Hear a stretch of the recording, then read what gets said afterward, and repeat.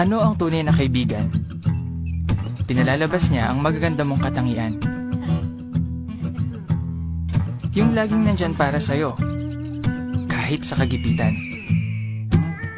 Sabi sa Kawikaan 18:24, mas malapit pa sila kaysa sa isang kapatid. Yan ang tunay na kaibigan. Mahirap makakita ng ganyang kaibigan. At kung ang laging nasa isip mo magustuhan ka ng lahat, baka kung sino-sinong maging kaibigan mo. Kaya paano ka pipili ng kaibigan?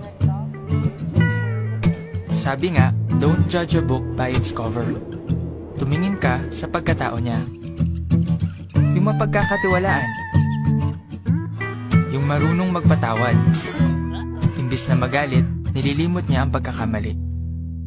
Tandaan, di baling isa lang ang kaibigan mo, basta tunay, kaysa marami nga, fake naman. Para makakita ka ng tunay na kaibigan, kailangan mong maghanap. Baka magulat ka, nandyan lang pala sila. Kailangan lang maging bukas ang isip mo. Pero wag carbon copy mo lang ang pipiliin mo.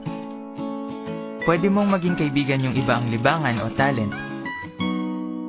Pwedeng mas matanda o mas bata kaysa sayo. Iba ang background o kultura. Ang dami mong pwedeng maging kaibigan. Pero ang tunay na mga kaibigan, may prinsipyo sa buhay. May kaibigan ka ba na niloko ka? Ichinismis ka? O siniraan ka? Hindi niya dapat ginawa yun. Kaya umiwas sa nakakasamang mga kaibigan. Ang habol nila, yung makukuha nila sa'yo.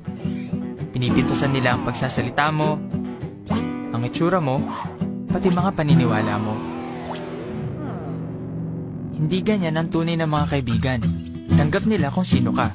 Kaya pumili ng marurunong na kaibigan.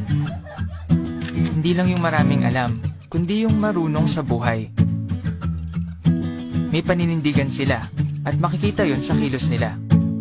Batay sa Kawikaan 27:17, may matututuhan ka sa tunay na mga kaibigan. Tinutulungan ka nilang maging mas mabuting tao. Paano ka magkakaroon ng ganong kaibigan? Huwag mong asahan na sila ang unang makikipagkaibigan. Ikaw ang mauna. Gawin ang unang hakbang. Makipag-usap ka.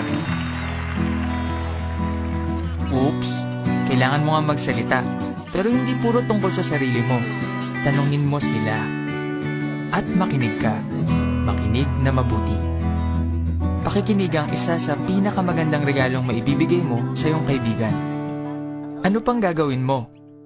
Kailangan mong magsikap. Oo, magsikap. Magsikap ka para lumago ang pagkakaibigan nyo. Maging kaibigan na tapat. Hindi nagkikimkim ng galit. Hindi nang iiwan.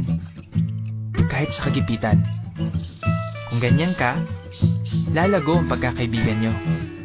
Sabi sa Filipos 2:4, itoon ang mata hindi lang sa sarili, kundi sa kapakanan din ng iba. Ang pagpapakita ng interes sa iba, yan ang tunay na pagkakaibigan. Alam mo, marami ka pang makikilala.